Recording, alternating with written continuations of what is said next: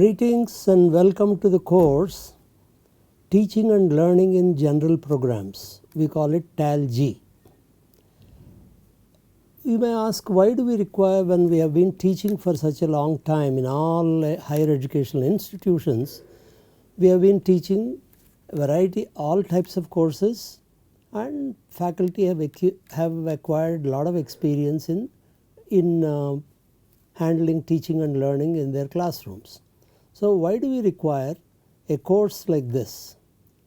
Let us look at what is the need for this. First thing is, several things that have happened in the recent past with regard to higher education. First thing is shift to learner-centric education. That has become the focal point for all the changes that have been happening since almost 2015. There are two things that happened as a consequence of this focus on learner-centric education. One is accreditation is a process, though it has been in use, or it has been used for a long time, but the accreditation processes themselves have changed significantly. And outcome based education officially has become a focus of higher education in India since 2015. And most of the higher education institutions offering both UG and PG programs, they want their institutions to be accredited by NAC, National Assessment and Accreditation Council. In fact, the accreditation of a higher education institution by NAC has become compulsory for all degree colleges or universities and so on. So NAC requires, since 2017, all general higher education programs to attain certain program outcomes and program specific outcomes identified by the institutes and universities. So we are introducing two terms here called program outcomes and program specific outcomes, which we will elaborate in the later part of this presentation. And further, all teaching and learning activities in higher education institutions should be planned and conducted to facilitate students to attain well defined and measurable outcomes. Please note that the focus is on well defined and measurable outcomes and their attainment. This is a completely new requirement for faculty members of all higher educational institutions. When something new, obviously everyone will have to get familiar with what this is and what this attainment means.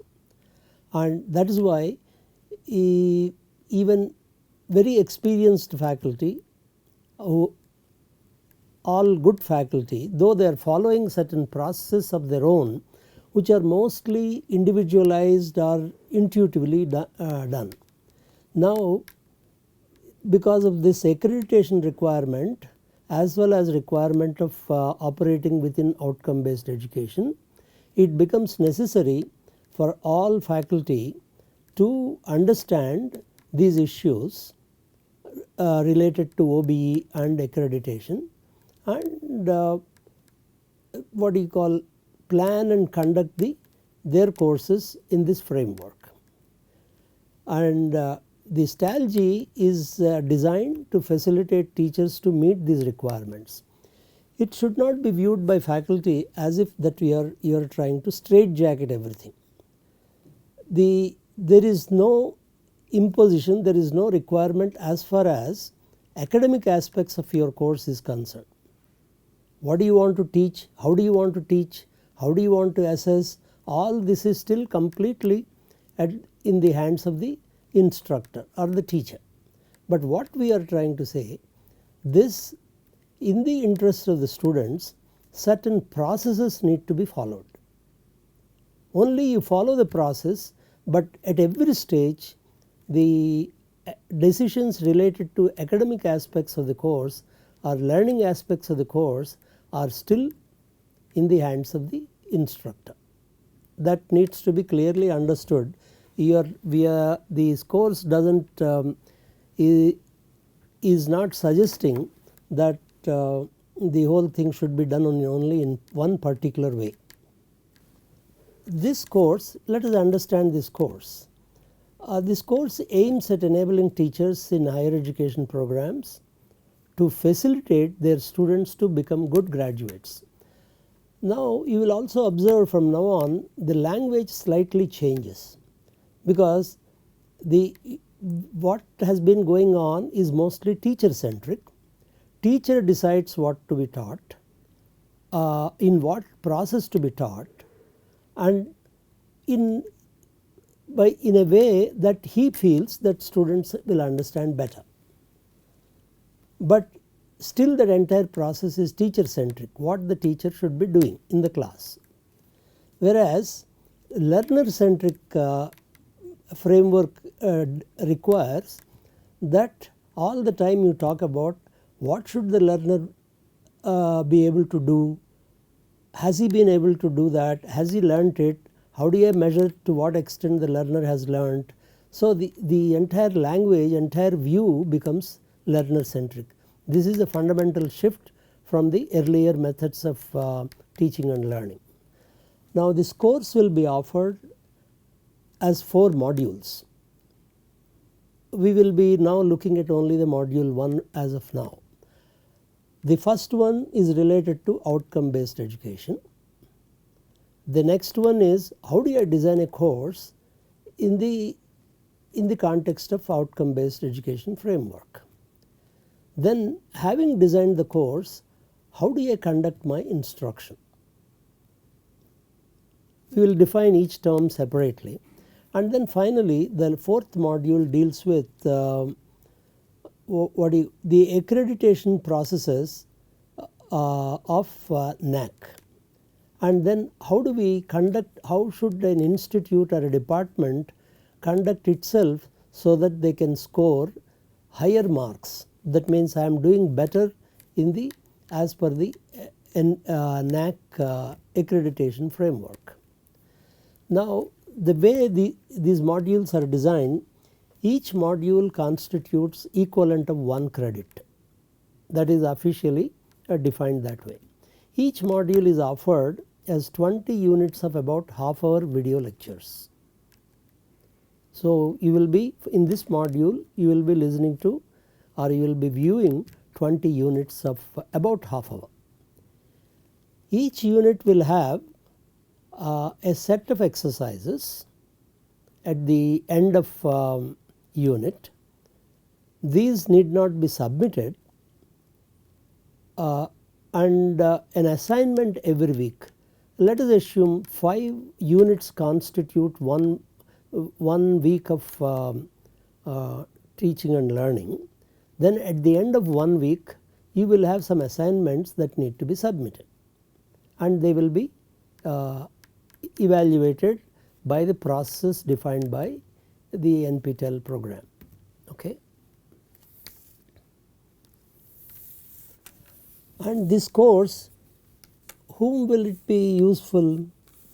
This course will be useful to working teachers in all higher education institutions offering general programs. We can count something like 40 lakh teachers who will be teaching at BA, BSc, BCom or similar 3-degree program level across the country. That means potentially the 40 lakh teachers are the audience for this program, for this module. And aspiring teachers who want to enter into teaching profession, they can understand it better. They can understand what their profession means as of today. And also graduate students who wish to make careers in education technology, for example. There are some programs where students do take a degree which consists of like a degree in education or also in education technology. And these days quite a bit of instruction is going on in corporate world or in the business world. So there are several companies that have come into existence who will be designing short programs for the the working staff of their own organizations. So companies offering education technology products and training programs to corporate, educational institutes and teachers and students. So all these are potentially the audience for this particular course. And here particularly I would like to gratefully acknowledge the inputs and comments given by Professor K. Rajnikant, with whom I have been working for a very long time, and with whom also we conduct the faculty development programs in the area of OBE.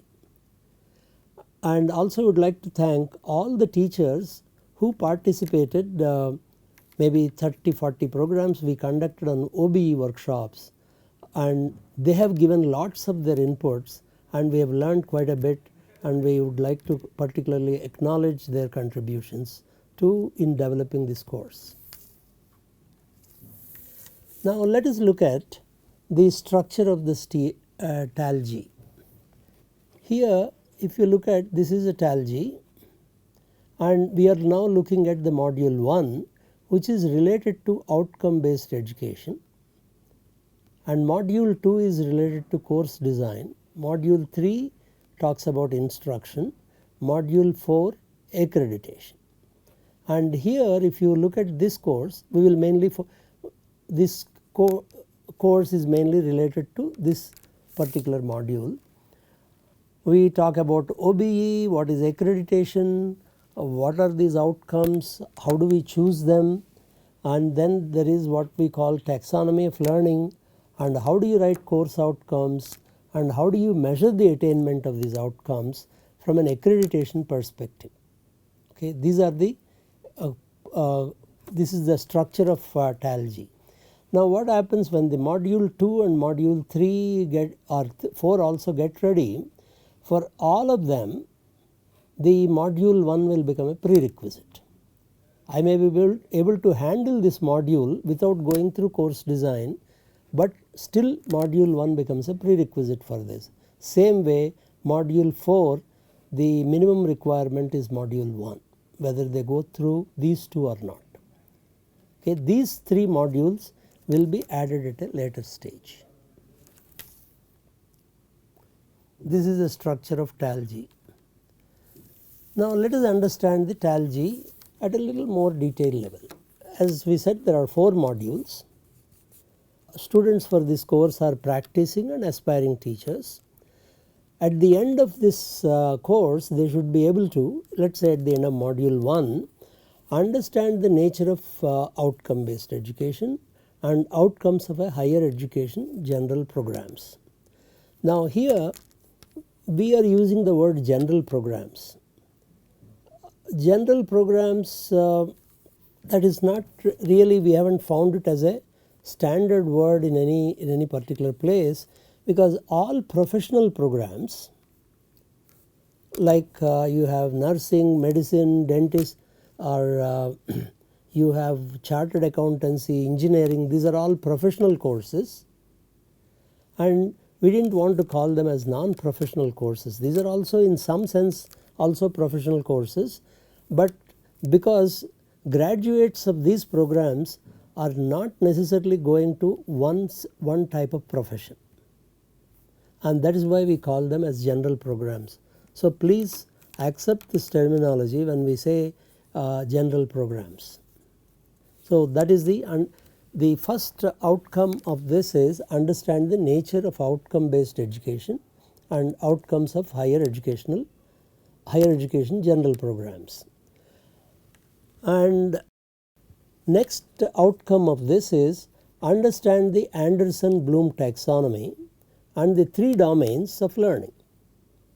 This we will elaborate. This is what in our view every teacher at whatever level, undergraduate or postgraduate level, need to be familiar with to really have a discourse among themselves regarding teaching and learning. You require certain terminology and certain common terms to talk to each other in terms of with respect to understanding learning. And then next outcome is write outcomes of a course in a general program that address a subset of program outcomes and program specific outcomes chosen by the institute and the department offering the program.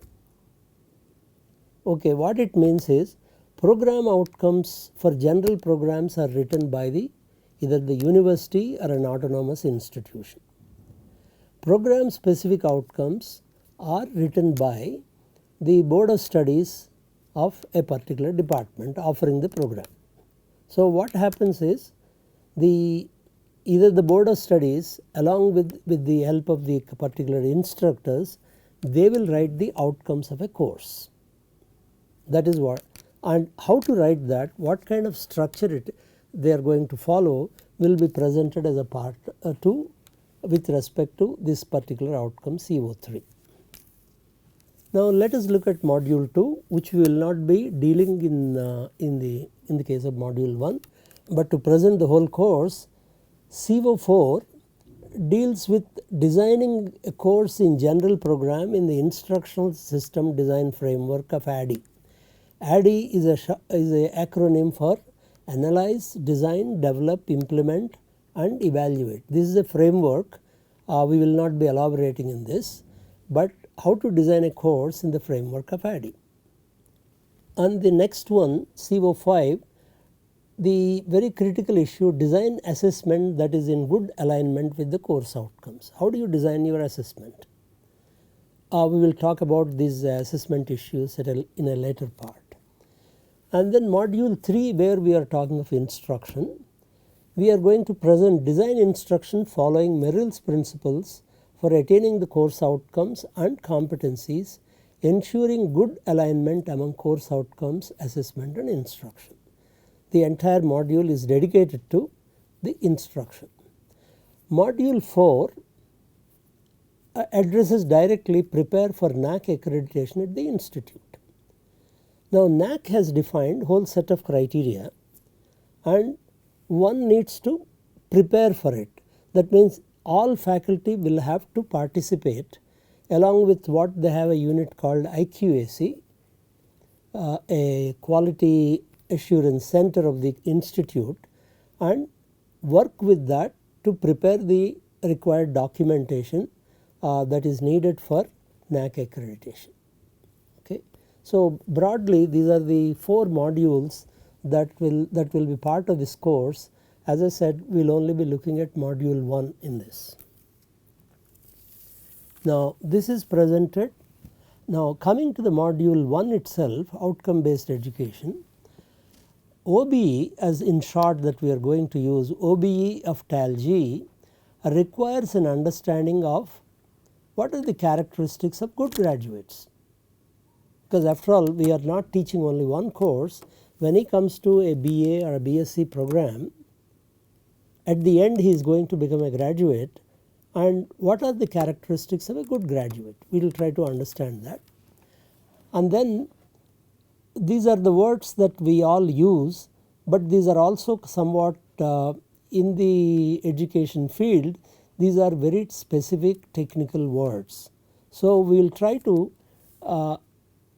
explain, understand these words: education, teaching, learning, instruction and assessment. All are what we call core elements of teaching and learning.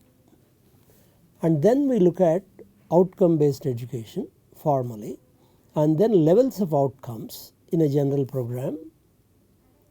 That is where we will introduce the words program outcomes, program specific outcomes and course outcomes. And then what is the role of accreditation? Then we spend a lot of time in understanding the taxonomy of learning. Right now it is known as Anderson-Bloom taxonomy. That is the one we follow, though there are several taxonomies. In India and many of the Western countries, we are now following this taxonomy. In fact, UGC in its recent document directly names that we need to follow Anderson-Bloom taxonomy. And this module requires a writing of program outcomes, program specific outcomes and course outcomes. The outputs the learner will produce at the end of this module will be all these three. That is the description of the module 1. Now we come to what do graduates do. It is not like let us say in the case of medicine, practically maybe 99% of the graduates of medicine will become doctors. When it comes to engineering, it may not be 99%, but 80% will take a profession that is broadly related to engineering, whether it is in what do you call specifically into a specific engineering area, or maybe slightly peripheral like management, marketing, that kind of thing. Whereas such a thing is not possible with respect to general programs. Many people use just go complete a degree, just say for general education, that is it. They may pursue any kind of career they may choose. So the percentage of people who would go specifically to higher level programs in the discipline where they took the degree may not be more than 20%, though I am not, that is not an exact figure but an indicative figure. So what happens, what do the graduates do? They may choose to go for higher education, only some of them, as I said, not more than 20 to 30%, and after going for higher education they may become researchers, or after a BSc or a BSc or BA or MA or MSc, they may provide some research services like lab assistants or technical officers in a research laboratory and so on. And some of them, very small number, will become also teachers, and quite a few of them will take some kind of an administrative job in a private company or a government organization. Large number of them do that, and a small number, depending on the family background and their own what do you call, their wish or their interest, they may become entrepreneurs. And still a small number of them go to professional programs like MBA, for example. Any degree holder can go for a MBA program, or to services, write competitive exams and join services like IAS, IPS, IRS, etc. Of course, that will be very small number. Now, we looked at what graduates are likely to do.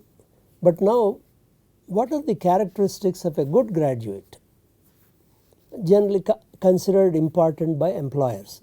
As a graduate, if you go for a job interview, what are the things that the employer is looking for? This is just a kind of a survey, not necessarily an exhaustive list, but indicative one. First, he should have sound knowledge of a discipline wherever that he graduated. If he has done BA in economics, he must know his economics discipline, even though the job actually is not related to the, let us say in this case economics. The job does not require directly the knowledge of economics, but what happens when you learn a discipline properly, there are a whole lot of things that you will acquire. Looking at, for example, how do you draw conclusions, how do you, what do you think are the assumptions in coming to a conclusion, and to what extent they are valid. So the whole lot of processes that will be involved in learning that discipline, they will always be useful in any job that you do. That is the reason why having a sound knowledge in a discipline, even though you know fully well that I am not going to do a job in that discipline, related to that discipline, okay, and ability to solve a well defined or ill defined problems. In real world, sometimes we get well defined problems and mostly we get ill defined problems. So how do you handle an ill defined problem? And in any job, you are dealing with some customers with you, even if you are working in an office, and handling a one particular processing of you have some customers who have submitted document whether within the same office or outside the office. So they become your customers. So you need to understand the needs of the customer. That is one common requirement for any job. And then no job is ever done individually. No single person runs a one company kind of thing or runs one office. There is always a team of people, maybe organized in a hierarchical fashion, but one needs to work in a team. Ability to work in a team is extremely important in today's world. We will elaborate that a little later. And then in whatever type of job that you do, you need to be able to write something down on a piece of paper and share it with others, and also you should be able to plan and communicate effectively. If you cannot communicate effectively with your own team members or your customers, you cannot do your job right, or you may be causing more harm to others than providing a service. And then especially in today's world, as the technology is changing very fast, as all of you know, that today even office jobs are dominantly dependent on the information and communication technology. And with that, the very process that you are doing also keep changing all the time. So one of the requirements is you cannot consider your degree is the terminal degree and you don't have to learn anything. So one should be willing to learn and learn by yourself all the time on the job. So learning is a ability to learn on your own is a lifetime requirement. And generally a good graduate should have interest and awareness in all facets of the workspace that you are involved. Whatever job you do, there is a workspace. All the issues related to your job. You have a hierarchy, yours is maybe a branch office in a bigger corporate, whatever that you have. One needs to understand or awareness for all the facets of the workspace. Even this kind of knowledge is necessary to protect your job. Suddenly the technologies change and your job may become irrelevant, and if it is a private job you may find yourself on the street. So one needs to have a interest and awareness in all facets of workspace. Now we come to the specific. Any general program is required to impart some knowledge, skills and attitudes. Okay, they are required to impart. And to whom do you impart? To the graduates of 12th standard, so that they acquire the characteristics of a good graduate. That is the purpose of any general program. Obviously you provide some knowledge in a particular discipline.